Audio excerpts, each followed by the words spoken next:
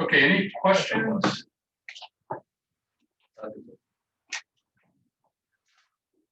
Good, I guess. So lost you can ask a question, one of the others. That's it.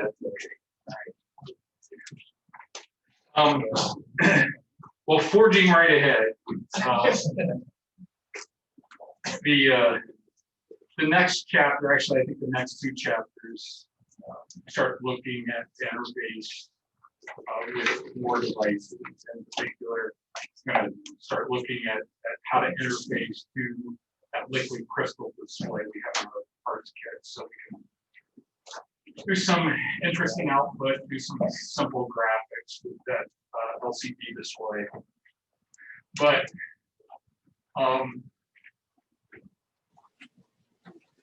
this chapter and the next chapter actually talks about some data structures, in particular the use of arrays and matrices and structs. We'll talk briefly about stacks, FIFOs. So those of you who are computer engineers saw this in detail in the CS215.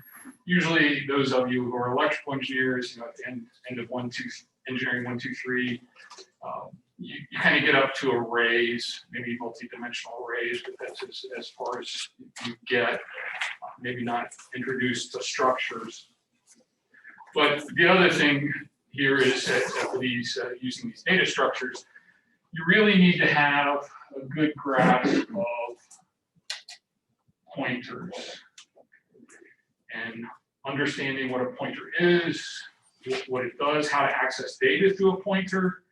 So these advanced data structures allow you to do more than you can with the basic data types, like the int or the char or even the float. And then pointers actually, or address variables. So a pointer is nothing more than a variable that holds an address of data you want to access in memory. So remember, data in memory, there are two numbers associated with it. There's the address of the data, and then there's actually the value at that address. So some data structures you've probably used are, one is an array. Now these may be fixed length. They can be dynamically allocated. Often we access elements in an array using an index, an array index, but you can also access particular elements using a pointer. So by address. And so we'll talk quite a bit more about this today, and we'll look at some applications of arrays. Another data structure is a stack, and the microprocessor has a built-in stack that's used for local variable storage. It's also used for parameter passing. We talked about arguments are passed using the first 4 registers, but if you have more than 4 arguments to pass, additional arguments are actually passed on the stack. So with the stack, you push items onto the top of the stack. So here, the hashed areas show portions of memory that are filled with valid data. So here, this is showing, for example, a stack pointer. So you push items onto the top of the stack and then pop items off of the stack. Another useful data structure is what's called a FIFO, or a first in, first out queue. There's also another one called a LIFO, last in, first out. But with a FIFO, you typically have 2 pointers associated with it. So a pointer that points to a location where you can push additional data, and then a pointer where you can get the oldest data that's in the FIFO. So the difference between a stack and a FIFO basically is, a stack is really a last in, first out. So whatever gets pushed onto the stack, when you pop an item off the stack, you get the most recent item.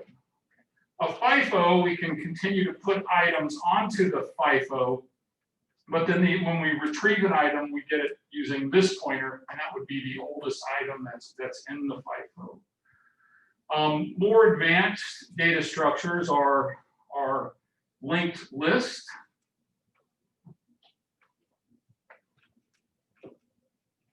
So with a linked list, typically have maybe multiple items that make up a data structure. And then there's so you've got a pointer to the first object in the linked list. And then part of the data structure that makes up the linked list, though, is a pointer to the next object in this list. And then this can continue.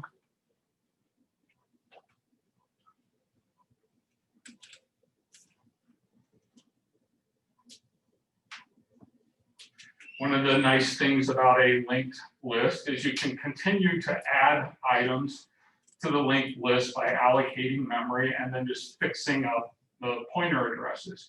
So often, by convention, at the last item in the linked list, the next pointer would point to 0. 0 is not a valid memory address for any object. So if you see that the next address is 0, you know you've reached the last item in the linked list. So arrays are the simplest data structure, and they're what we'll talk about next. So let's assume we've got an array.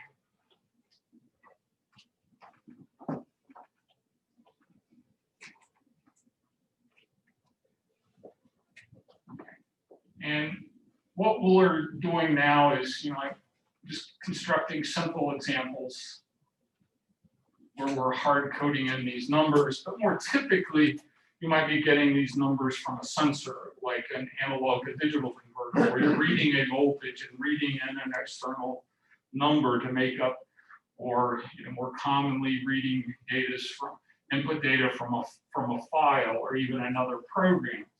So here we've got a simple array with just 5 elements. Now, you always have to be careful with the indexing. The indexing here is 0 to 4. But prime here is actually a pointer variable or reference that really contains the first address, the address of the first element in the array. So the way this array would be laid out in memory, the elements would be stored contiguously, elements in an array, so one after another in memory. And then prime is actually another variable. Let's say these addresses are 1200. Because these are 16-bit, the next address would actually be 1202, 1204, 1206, 1208. If they were bytes, they would be 1200, 1201, 1202. If they were ints, the addresses would be 1200, 1204, 1208. But prime is a variable that actually contains the address of the first element of the array. And then we access data using the star operator. It's usually called dereferencing the pointer. It's just computer science speak for get the data that the pointer points to. So you could do, now here I'm declaring my variables to be the same type as the data. So I could do this, prime. this would set A equal to the first element in the array. Okay, prime is an address. The asterisk operator means get the data from this address. And uint 16TB, I could do this.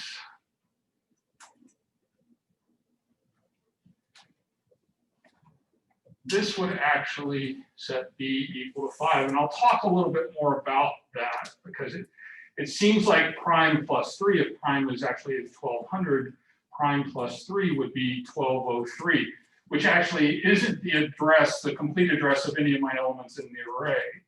Okay, but the way this works, the compiler knows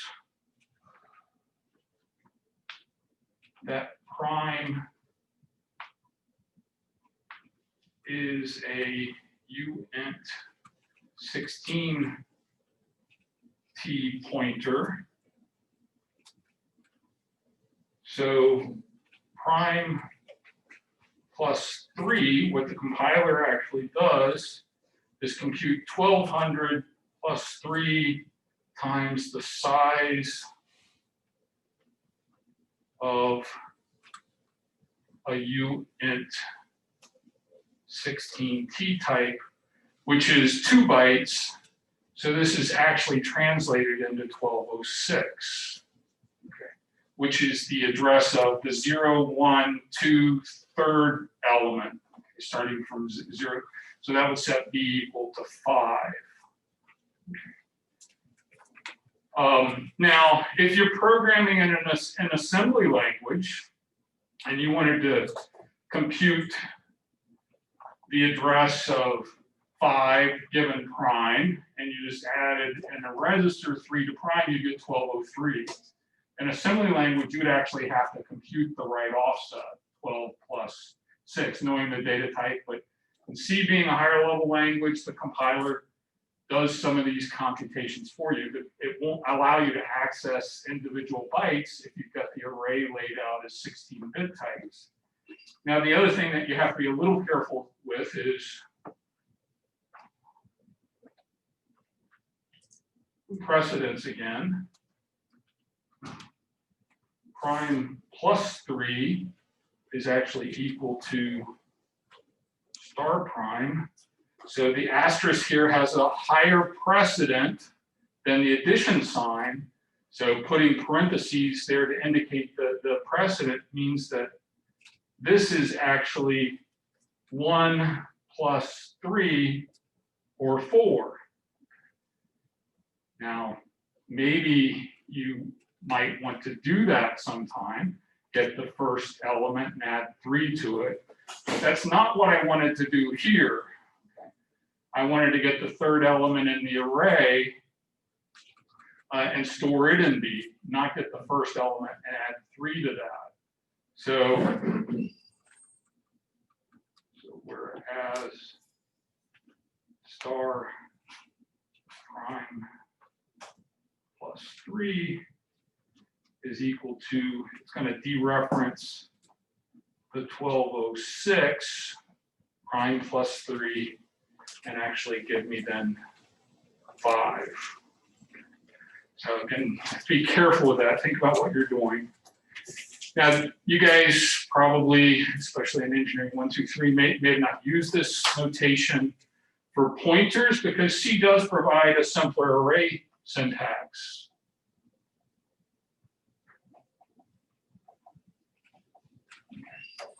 Whereas uint 16TA, we could get the first element by doing prime of 0. And this would set A equal to 1. Prime of 0 is actually equal to star prime. By that I mean, if you looked at the assembly code that's generated by this statement and this statement, they're identical. Okay? This is just nice notation using the bracket notation It's just a simpler notation than using the dereference operator. So this looks more like working with an array or matrix in mathematics, where this is more like computer science over here, dereferencing an address. Right? Both have applications.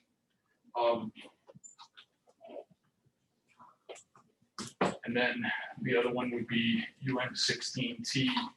B is prime of 3. Again, this would set B equal 5. And then prime of 3 is exactly the same as star of prime plus 3. Now, here I got this prime pointer variable by defining an array. You can also define additional pointer variables.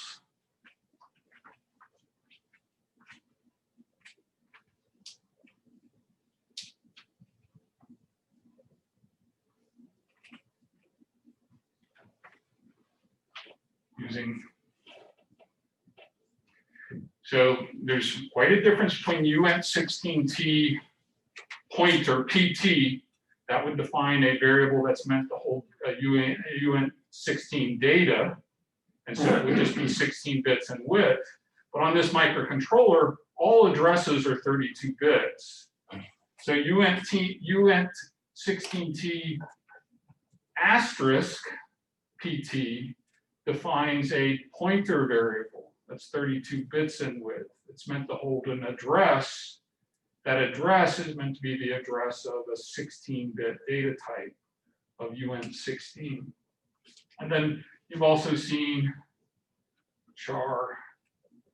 This would allow you to find a pointer variable that points to an array of char characters, which in C is a string, or int star array.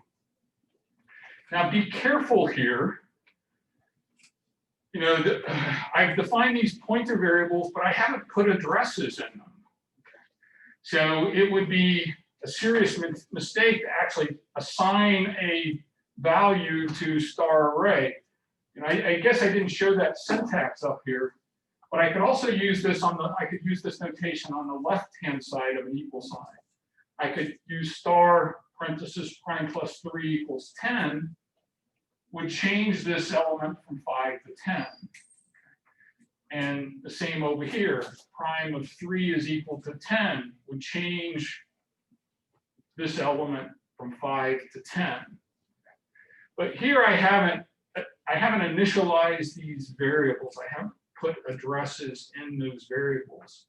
So assigning to them, they could be just containing random numbers, whatever's in memory at this variable location. So if I assign something there, I may be overwriting other data or overwriting the stack, or maybe an illegal address. If you do often, at runtime, if you do something like that, you'll get a memory access error or something like that on a computer system. So how do we assign addresses? Use the ampersand operator to get an address. Now, this is not the only way to initialize a pointer variable. Later on, we'll talk about dynamic memory allocation. There are routines available that will return an address of memory that's been set aside for you to use. But we could do pointer is equal to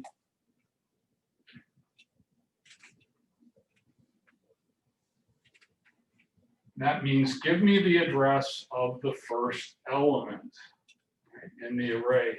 This is actually exactly equivalent to that. Right? because prime contains the address of the first element.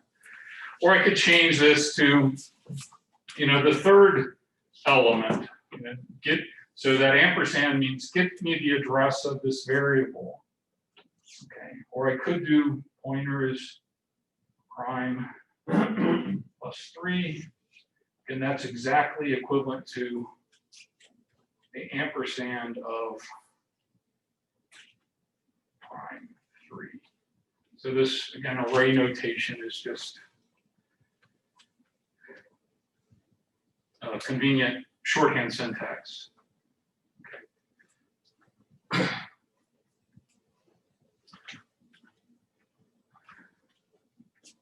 Another thing that you need to be aware of is how do you pass an array to a function? So we talked a little bit about this earlier, but I want to review it. We talk about passing variables to a function and how the first argument gets passed in register R0, the second one register R1, so on and so forth. But an array could contain 1,000 elements.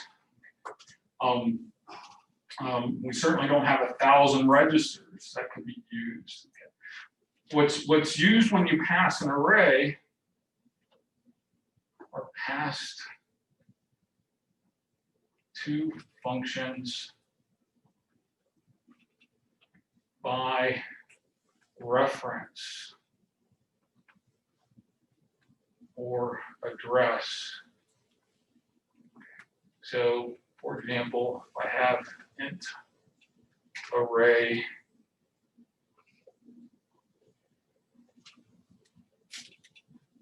I don't really have to specify the size of the array there. The compiler's smart enough to figure out that has 3 elements. We'll set aside space. And then I do something like this.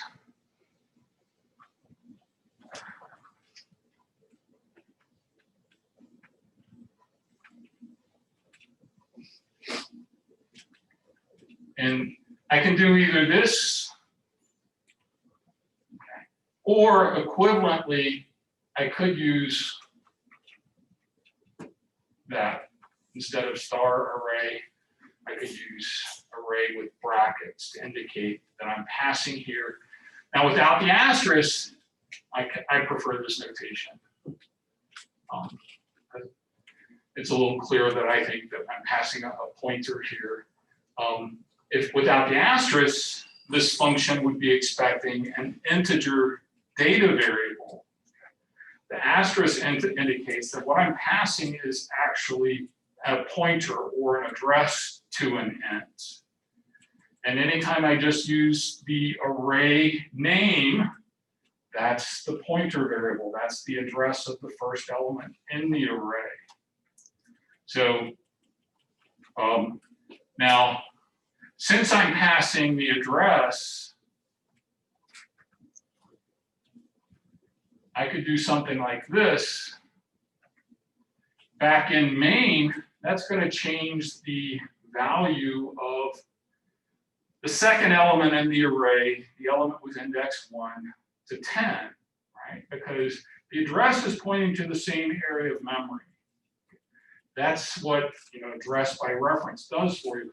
Instead, again, if this were 1,000 elements, it would take a while to copy 1,000 elements perhaps onto the stack, and then for us to access them here. So for large objects, they're passed by reference. It's just the address of the start of the array. Now I have to know the length of the array here, okay, when I write my function. We'll talk a little bit about that. Here there's nothing, I could say array 10 is equal to 100, but if my array is only 3 elements in length, if I said array 10 equal to something, I'm going to overwrite some other area of memory that I haven't actually set aside memory for.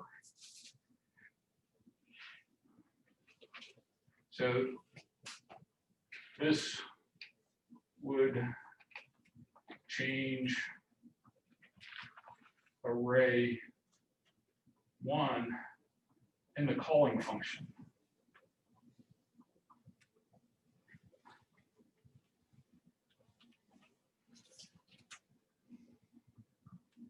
basic types are passed by value, though. So, if I do int x equal 20 and call bar x, where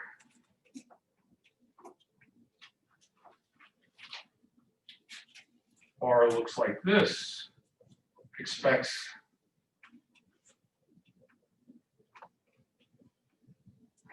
what's done here is the value of x in my calling program, this 20, is copied into register 0. In the function, I now have access to a variable x. I've called them the same, but they're actually completely independent. I'm calling the variable x here, but this is, again, the value that's passed in register 0. If I set that to 30 here, it has no effect on x back in the calling program. Okay. The value of x is not changed. Value of x in calling program is not changed. So, you have to be aware of how these data values are passed back and forth. Not all languages do this the same way, but MATLAB, Octave, passes everything by value. So when you pass a matrix to a function in Octave, it actually makes a copy of that entire array. So if you change that array in a function in MATLAB, it doesn't affect the original function. So Fortran, I'm sure all of you program with Fortran. Thank you for laughing. No one else did. Fortran was my first programming language. They used to teach that. That was the only programming language when I was going to engineering school. I mean, we had assembly. We didn't even have C. You guys have it easy. We had to do, my microcontrollers class was entirely in assembly. You guys have it easy. But my first high-level language was Fortran. And Fortran, everything is passed by reference. So there, this would change the value back in the main program. Everything is actually passed by address. In Fortran, you could even pass like the number 2. 2 would actually be stored in memory. You would pass the address of the number 2 to your function. You could change that value here. It would change the value of that 2 that was stored in memory. Now the program, if you reference 2 again, it might say, oh, I've already got 2 stored at this location. I don't need to store it again. And if you wrote a program that changed the value of that number 2, you could make 2 equal to 10 or something elsewhere in the program and cause some strange errors. So there are advantages and disadvantages to passing by value and passing by reference, by address.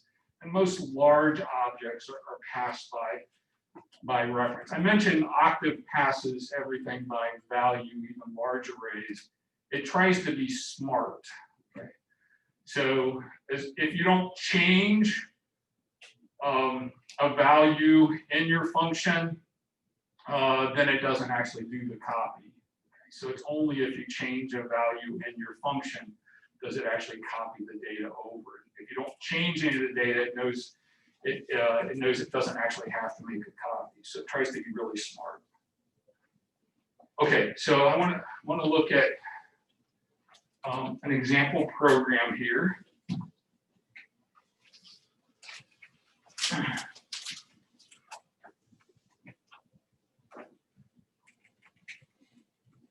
Actually, maybe I'll pull it up. I think I've got it here on the.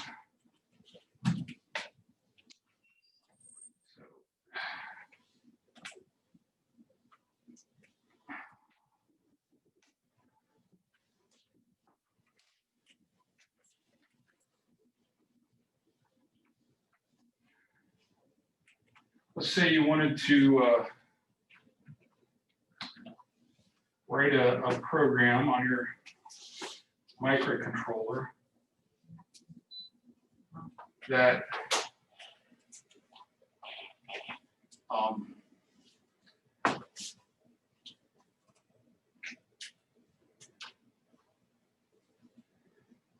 cycled through lighting up the LEDs on our tricolor LED, you know, in sequence red, green, blue. You could do that by turning the red one on for half a second, turning it off, turning the green one on for half a second, turning it off, then the blue one.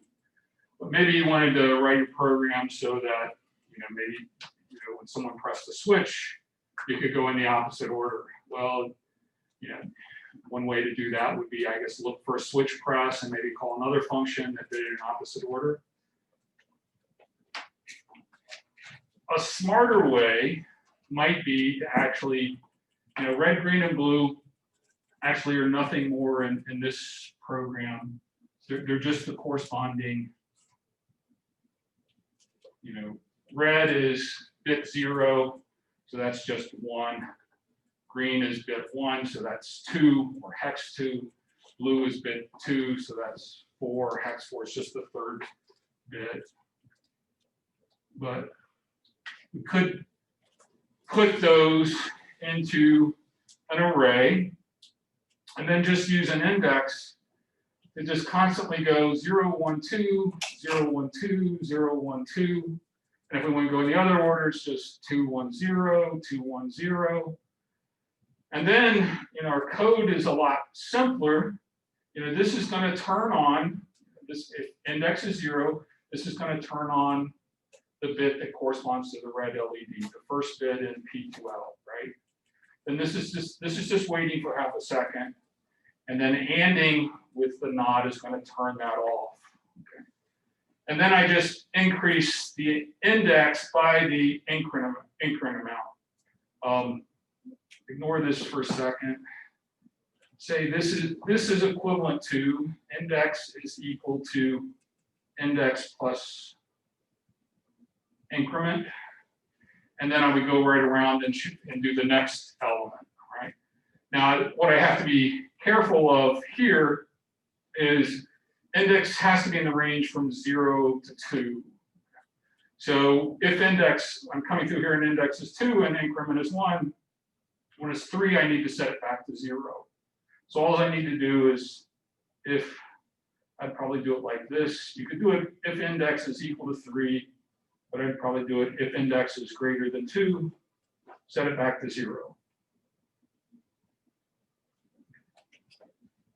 Now this function, this check switch, we'll look at it in just a second. If one switch is pressed, it's going to return 1. The other switch is pressed, it returns -1. So if increment is negative, we'll just count down in the opposite order. 2, 1, 0. So, but when it's 0 and the increment's negative, index would be -1. So if it gets to -1, I need to reset it. So if it's less than 0, I need to wrap it around and set it to 2. I broke up the half-second delay here so I could check for the switch presses every 1/10 of a second. So if we look at the check switch thing, it just, if switch 1 is pressed, sets it to 1. If switch 2 is pressed, it sets it to -1. If neither is pressed, it sets it to whatever it was previously. So this static means keep the old value. So if I press switch 2 and it's -1, the next time in here, it'll still be -1 and we'll return -1. So if you do it that way, I think you can press the switch at any time and it changes pretty quickly to the other color. Because it's looking for a switch press every 1/10 of a second. Some of the code I saw, I think, you check the switch. You check the switch after maybe displaying all 3 LEDs, or maybe a little better would be after, every half second or something like that. We would require you to show it every half second, and then that'd be red, green, blue. The other thing here, you can change it at any time, and it immediately changes the order. So if it's red, green, and then you press it, then it's the next one after green is red. It just immediately picks up where it left off. So we've already had a project where if you used an array, it could probably greatly simplify the amount of code you had to write. And if you can reduce the amount of code you have to write, you're probably going to make a lot fewer errors in your code too. So it's always good to think about, is there a better way to do this? Is there some way that I could take an advantage of, for example, in this problem, an array, and simplify my code? Did any of you use arrays? No.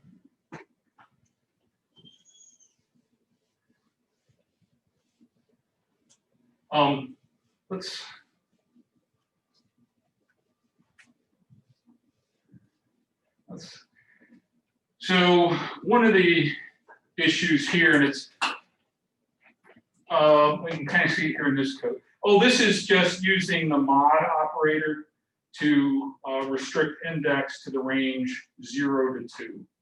So this is, or the remainder operator. So if you divide any number by 3, any integer by 3, the possible remainders are 0, 1, and 2. So if you divide 0 by 3, the remainders 0. If you divide 1 by 3, the remainder is 1. If you divide 2 by 3, the remainder is 2. If you divide by 3 by 3, the remainder is 0. 4 by 3 is 1. So it's a convenient way just to wrap around instead of using the if statements. The problem is, if you divide -1 by 3, the remainder is -1, using this mod operator. But if I add 3 to that, so that when it's -1, I add 3, it'll become 2, then 2 mod 3 is back to 2. So that's what that part is in there for. Here I let inlets be the length of the array. That's, I know in higher level languages, C++, you have things like vectors, where the length of the object is actually embedded in the object. That's not true for arrays. You have to know what the array length is. Now here it's a short array. I could count the elements. I could hard code in the number 3 everywhere. Try to avoid hard coding in numbers like that though, because if I wanted to add a 4th element here, then I have to go back and change all my 3s to 4s. But maybe in some cases a 3 was meant to be a 3 and not a 4. So try to write your code so you avoid the use of hard-coded constants as much as possible. But here, I stored the length of this array in a variable. Again, this simple problem, you wouldn't necessarily have to do that. I know there are 3 LEDs, and I could just hard code this with 3 here to get it to work. But there are a few options for cases in which the array length may vary at runtime.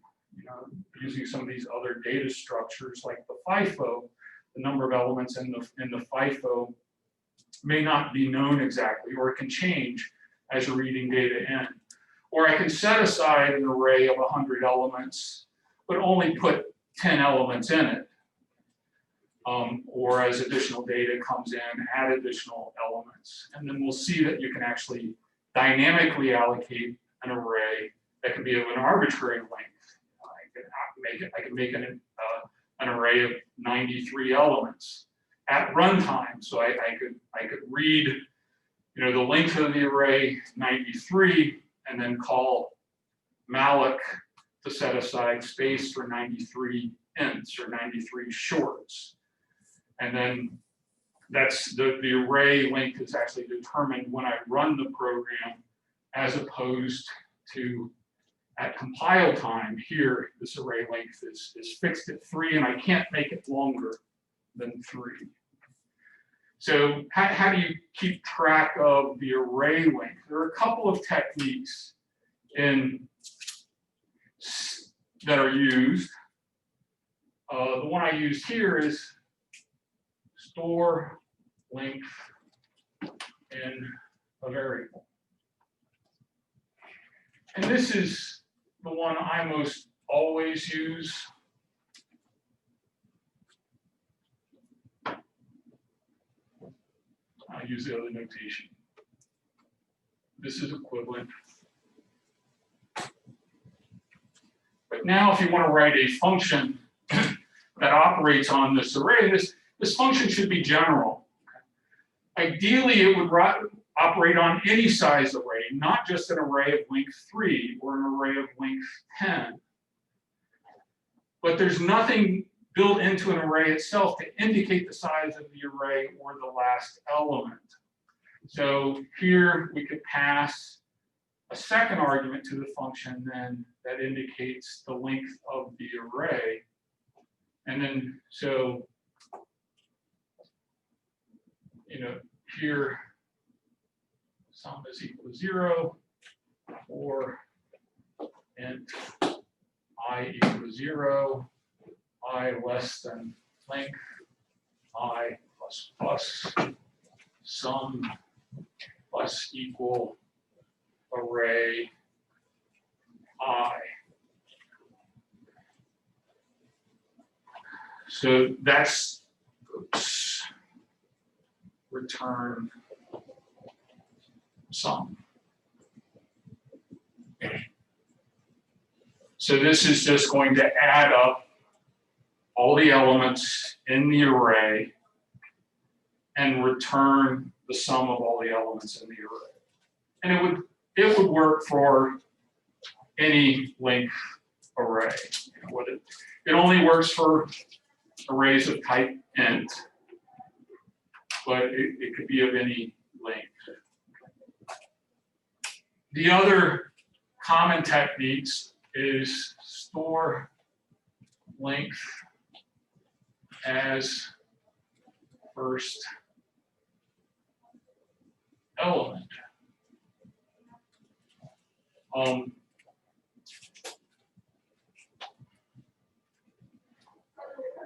I don't particularly like this method,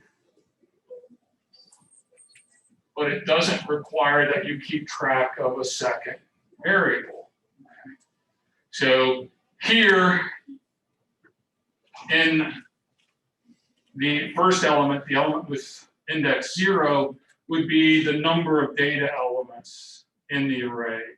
So, you know, an array might be, for example, we could hard code it as 4, and then it would be 2, 3, 2, 7. Okay. So the first element would indicate the number of data values that are in the array. Okay. I guess you could set it up so that it was a length 5, so it had the total length of the array. Okay. But typically, this is how it's done. And if you know that,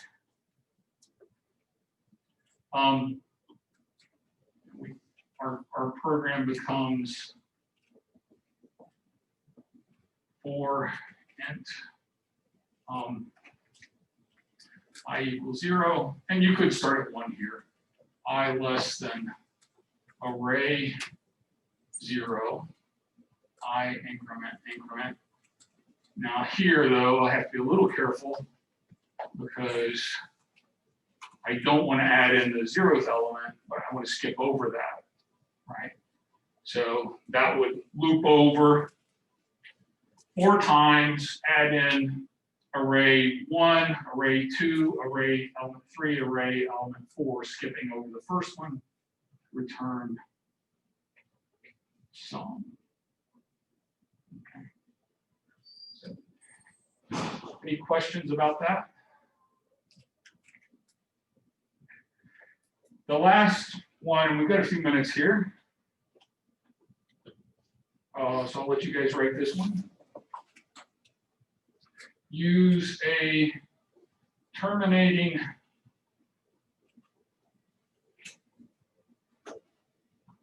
code or value.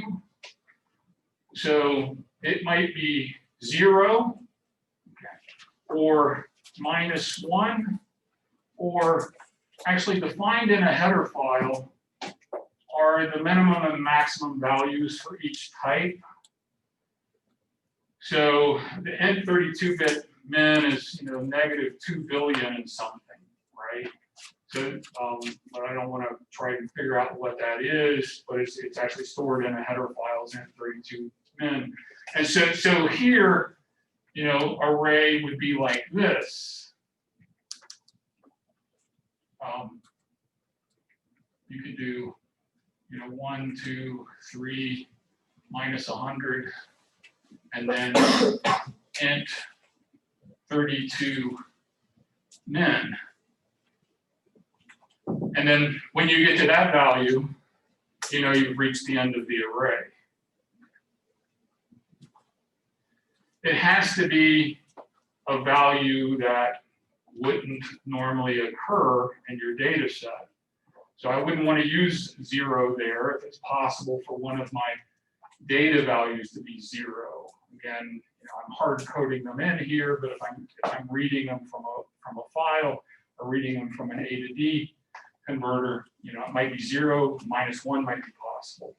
It might be possible to get this N32 min as a value. I have to make sure that that's not something that can occur here.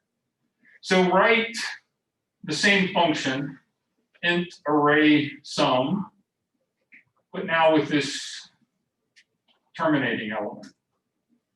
Now here you probably don't want to use a for loop, but probably a while loop, right? Because for loop is, I know how many elements I need to loop over.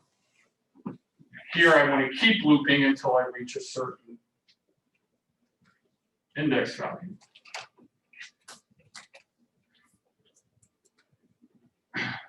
I'll mention in C-style strings, they use this terminating code technique. The last value after all the common ASCII values is a null byte, a byte with 0, which is not the same as an ASCII 0. So that's how you determine the length of a string in C. You start counting up the elements until you get to a char array element that's equal to 0.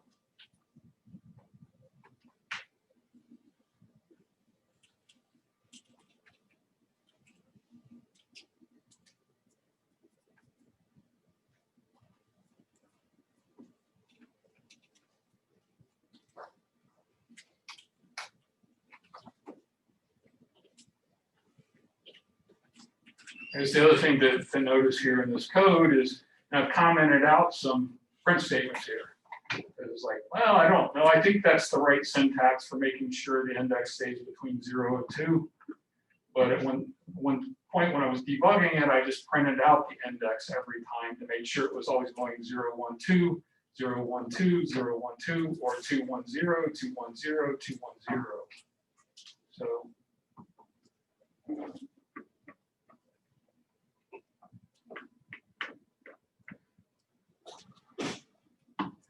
So this one would be int array sum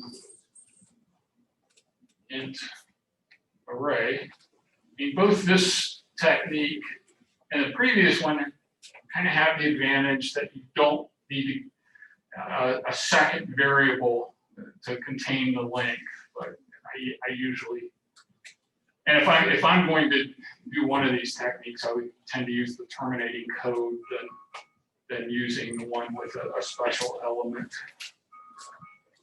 at the front of it. I just don't like that technique. But here, sum equals 0. We do need, some index variable while here array index, we could do greater than n32 n, then sum plus equal array index. And I could just go ahead and increment right here. I don't like doing that though, because if you put it after, it would work. It would post increment the value after using it, but if you put the pluses on the wrong side, you get the wrong element. I think that look correct. So that'll keep looping, summing up the elements until I increment index here and go around and check if it's equal to n32 min. It'll drop out a while and return sum. Okay, next time we'll look at other data structures, in particular strings, and we'll look at data structures that are called structs or structures.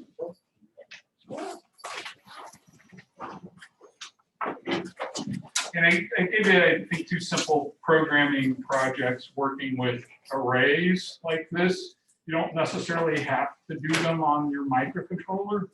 You can do them, as you can see, on your desktop if you wanted. That's fine.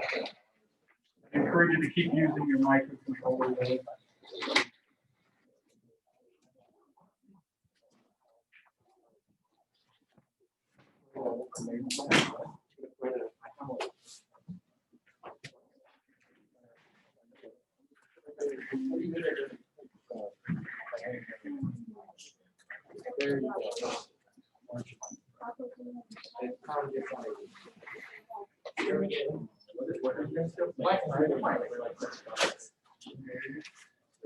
No, you do?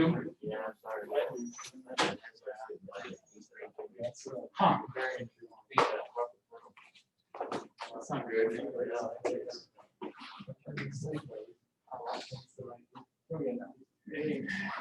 I'll give you a steroid shot for it.